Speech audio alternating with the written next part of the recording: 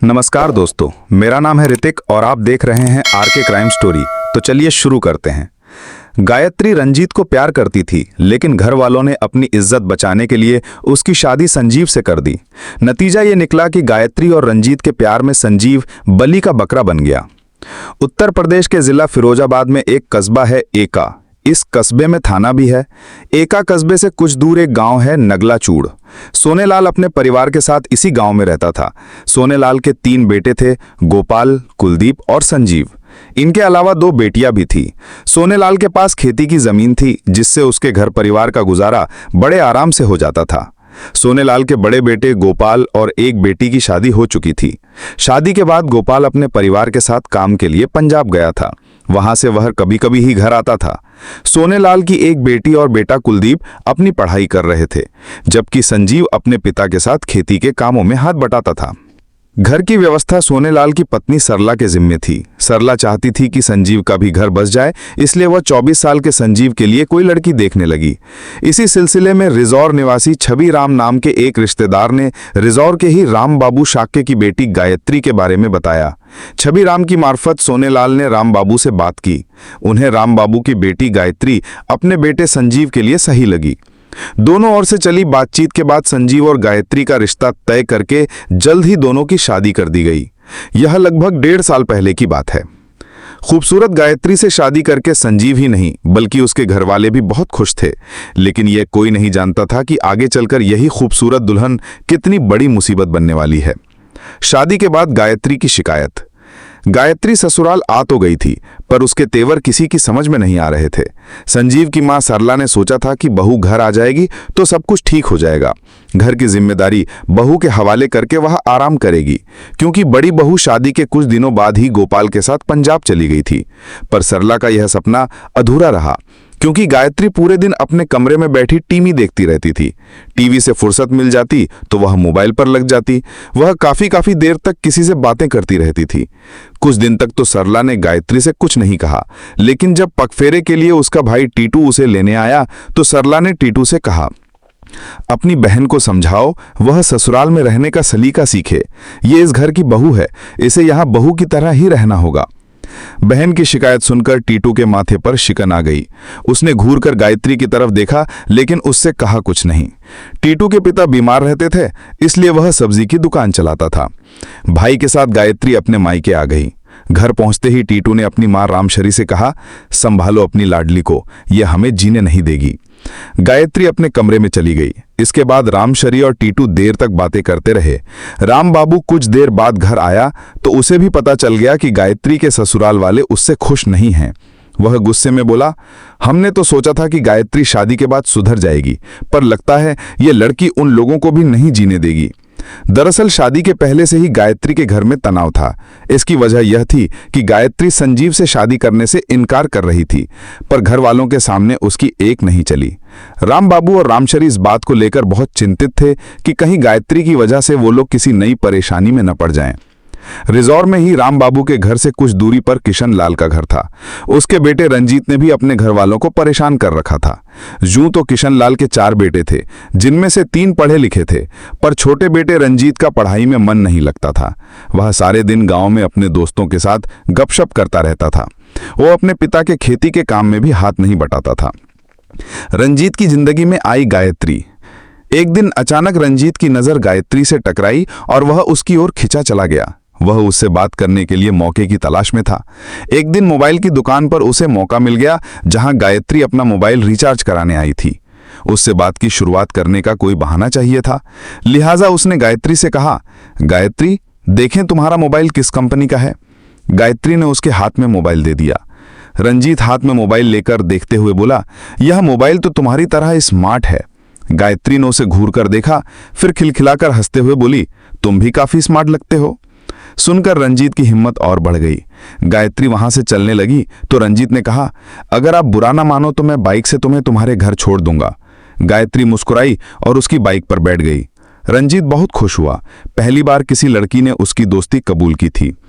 रंजीत, वैसे तुम आजकल क्या कर रहे हो? गायत्री ने पूछा। इंटरमीडिएट पास करके घर पर ही मौज कर रहा हूं। वैसे भी तुम्हें तो पता ही है कि घर में किसी चीज की कमी तो है नहीं। जब जिम्मेदारी आ जाएगी देखा जाएगा। गायत्री, क्या तुम अपना मोबाइल नंबर दे सकती हो? हाँ हाँ, क्यों नहीं। तुम मुझे अपना मोबाइल नंबर बताओ, मैं मिस्ड कॉल कर देती हूँ।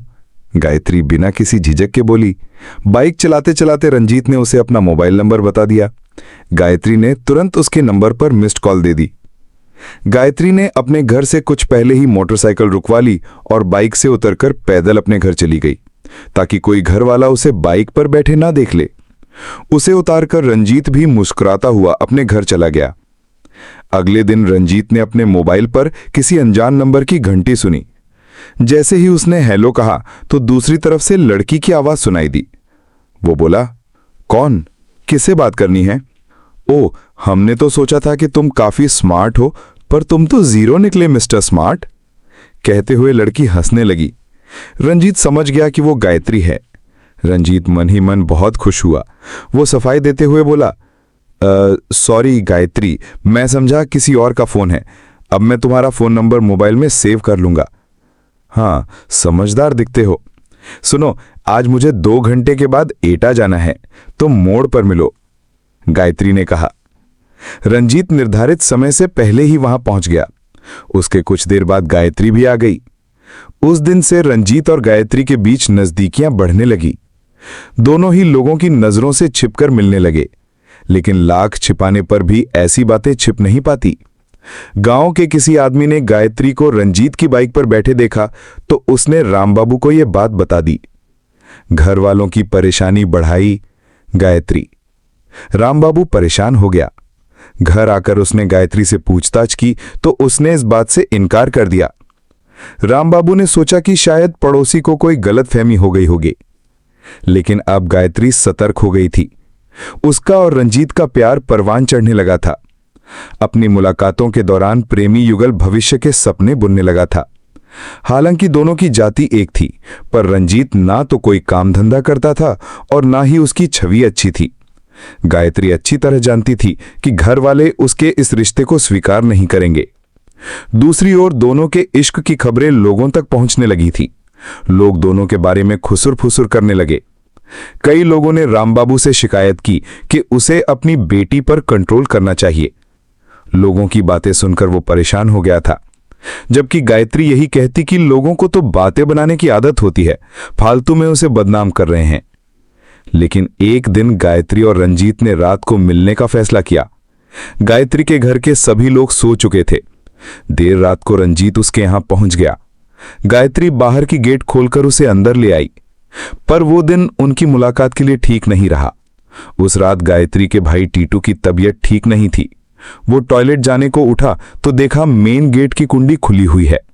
उसे कुछ शक हुआ तो उसने गायत्री के कमरे में झांककर देखा। गायत्री वहां नहीं थी। वो टॉयलेट जाने के बजाय तेजी से गेट खोलकर बाहर आया। तभी कोई व्यक्ति छत से कूदकर भाग गया। टीटू भागकर अंदर आया तो देखा गायत्री कमरे में थी। तू कहां गई थी? उसने उससे पूछा। मैं तो यहीं थी भैया। क्यों, क्या हुआ? आप कुछ परेशान से दिख रहे हैं, गायत्री ने कहा। टीटू की समझ में नहीं आ रहा था कि सच क्या है। कुछ देर पहले गायत्री कमरे में नहीं थी। किसी के छत से कूदने की आवाज भी उसने सुनी थी, पर देखा किसी को नहीं था। क्या उसे भ्रम हुआ था? पर बाहरी दरवाजे की कुंडी भी खुली हुई थी। उसकी समझ में कुछ नहीं आ रहा था। वो वहां से चुपचाप चला गया। गुपचुप खेला जाने लगा खेल। गायत्री ने राहत की सांस ली। वो जानती थी कि अगर भाई ने रंजीत को देख लिया होता तो उसकी खैर नहीं थी। अगले दिन उसने रंजीत को फोन पर सारी बात बताई और सतर्क रहने को कह दिया। इधर टीटू को लगने लगा था कि कुछ तो है जो वो देख नहीं पा रहा, जबकि लोग देख रहे हैं। बहन पर उसका शक पक्का होने लगा था। अब वो गायत्री पर गहरी नहर रखने लगा। गायत्री भी मन ही मन डर गई थी। इधर टीटू ने एक दिन मां से कहा कि वो बहन को लेकर काफी चिंतित है। अगर कोई ऊंच नीच हो गई तो कहीं के नहीं रहेंगे। लेकिन मां ने कहा, ऐसी कोई बात नहीं है, गायत्री ऐसी लड़की नहीं है। एक दिन टीटू ने खुद गायत्री को रंजीत के साथ देख लिया। वो उसके साथ बाइक पर थी। टीटू जब घर आया तो उसने देखा गायत्री घर पर ही थी। उसने उससे पूछा कि अभी कुछ देर पहले वो कहां थी। गायत्री ने कहा, मैं तो अपनी सहेली के घर गई थी। टीटू को लगा कि वो झूठ बोल रही है, लिहाजा उसने उसकी पिटाई कर दी और कहा, आइंदा अगर मैंने तुझे किसी के साथ देखा तो जान से मार दूंगा। मां को भी लगने लगा कि गायत्री कुछ तो गड़बड़ कर रही है। जब देखो तब बाहर भागने की कोशिश करती है। इसलिए मां ने भी उससे कहा, आज से तेरा घर से बाहर जाना बंद। अब घर का काम सीख, वरना ससुराल जाकर हमारी बेइज्जती कराएगी। मैं क्या कोई कैदी हूं मां, जो मुझे बांध कर रखोगी? आखिर मैंने किया क्या है? गायत्री ने कहा तो टीटू ने उसे कसकर तमाचा जड़ दिया। तू क्या समझती है, हम अंधे हैं? गायत्री रोती हुई कमरे में चली गई और उसने मौका देखकर रंजीत को सारी बात बता दी। उसने कहा कि जल्दी कुछ सोचो, वरना ये लोग हमें अलग कर देंगे। अगले दिन टीटू ने रंजीत को रास्ते में रोककर कहा, तू गायत्री का पीछा छोड़ दे, वरना बुरा होगा। रंजीत ने टीटू को समझाने की कोशिश की कि शायद उसे कोई गलतफहमी हुई है। गायत्री और रंजीत की हकीकत आई सामने। इधर रंजीत ने प्रेमिका से मिलने का एक उपाय खोज लिया। उसने केमिस्ट से नींद की गोलियां खरीदकर गायत्री को देते हुए कहा कि वो रात के खाने में कुछ गोलियां मिला दिया करे, फिर दोनों बेखौफ होकर मिला करेंगे। गायत्री ने अब रात का खाना बनाने की जिम्मेदारी ले ली। इसके बाद जब अपने प्रेमी से मिलने का प्रोग्राम बना लेती तो खाने में नींद की गोलियां मिला देती। पूरा परिवार गोलियों के असर से गहरी नींद में सो जाता, लेकिन सुबह जब वे लोग उठते तो सबका सिर भारी होता। एक दिन गायत्री की मां रामश्री की रात को नींद खुल गई। उस दिन मां ने गायत्री और रंजीत को रंगे हाथ पकड़ लिया। इस पर घर वालों ने गायत्री की पिटाई कर दी। इसके बाद गायत्री के लिए रिश्ते की तलाश होने लगी। आखिर उन्होंने गायत्री की शादी संजीव से करके राहत की सांस ली। हालांकि गायत्री ने इस शादी का विरोध किया था, लेकिन घर वालों ने उसकी एक न सुनी थी। बेटी की शादी के बाद सब निश्चिंत थे, लेकिन शादी के बाद भी गायत्री के नाजायज संबंध रंजीत से बने रहे। एक दिन रंजीत उसकी ससुराल भी पहुंच गया। गायत्री ने उसे अपना दूर का रिश्तेदार बताया। ससुराल वालों ने भी मान लिया, लेकिन बाद में दूर के इस रिश्तेदार का कुछ ज्यादा ही आना जाना होने लगा तो ससुराल वालों ने आपत्ति जताई। गायत्री नहीं चाहती थी कि ये बात मायके वालों तक जाए, अतः उसने अब अपना पुराना फार्मूला अपनाया। वो ससुरालियों को भी रात के खाने में नींद की गोलियां देने लगी। इस तरह वो ससुराल में भी बेखौफ इश्क लड़ाती रही। गायत्री ये जानती थी कि ऐसा हमेशा नहीं चल सकता। अब संजीव को भी उस पर शक होने लगा था। उसने साफ शब्दों में कहा कि अगर अब कभी उसने रंजीत को घर में देखा तो बुरा होगा। गायत्री पर ससुराल में भी लगाम लगनी शुरू हो गई तो वो परेशान हो उठी। उसे अपना पति ही दुश्मन लगने लगा। एक दिन गायत्री ने तय किया कि संजीव से छुटकारा पाने के बाद ही वो प्रेमी से बेखौफ मिल सकती है। इस बारे में उसे रंजीत से बात की। दोनों ने तय किया कि संजीव को ठिकाने लगाकर वे कहीं दूर जाकर दुनिया बसा लेंगे। गायत्री को शादी के 1.5 साल बाद भी बच्चा नहीं हुआ था। गायत्री ने एक दिन अपनी सास से कहा कि एटा में एक अच्छा डॉक्टर है, उसके इलाज से कई औरतों को बच्चा हुआ है। गायत्री ने सास से अपना इलाज उसी डॉक्टर से कराने की बात कही। सास ने सोचा अगर बच्चा हो गया तो गायत्री का मन भी घर में रमने लगेगा, अतः उसने एटा के डॉक्टर से इलाज कराने की इजाजत दे दी। गायत्री को कोई इलाज वगैरह नहीं कराना था, बल्कि ये उसका पति को ठिकाने लगाने का एक षड्यंत्र था। लिखी जाने लगी हत्या की पटकथा। अब गायत्री का खुराफाती दिमाग काम करने लगा। उसने पति के नाम मौत का वारंट जारी कर दिया और इसके लिए 13 मई 2018 का दिन भी तय कर दिया। मौत की इस दस्तक से पूरा परिवार बेखबर था। पूरे घटनाक्रम की कहानी मोबाइल पर तय हो गई थी। अपने इस काम में रंजीत ने रिजौर के ही रहने वाले अपने दोस्त राजेश उर्फ पप्पू को भी मिला लिया। 13 मई को गायत्री अपने पति संजीव के साथ बाइक नंबर UP 83 AL 6985 से एटा के लिए निकली। उसने प्रेमी रंजीत को अपने एटा जाने की सूचना दे दी। रंजीत अपने दोस्त राजेश के साथ रिजौर से एटा पहुंच गया। इसके बाद ना तो बहू और ना ही बेटा घर वापस लौटे। शाम तक जब दोनों घर नहीं लौटे तो पूरा परिवार चिंतित हो गया। उन्होंने एका थाने के थाना प्रभारी जितेंद्र सिंह भदौरिया को सूचना दे दी और अपने सभी रिश्तेदारों से भी फोन द्वारा पूछा। उन्होंने गायत्री के घर वालों को भी बता दिया था। दोनों का फोन भी स्विच ऑफ था। रो रो कर घर वालों का बुरा हाल था। इधर मायके वाले परेशान थे कि कहीं गायत्री ने ही तो कुछ नहीं कर डाला। गायत्री और संजीव के गुम होने की सूचना अन्य थानों को भी दे दी गई थी।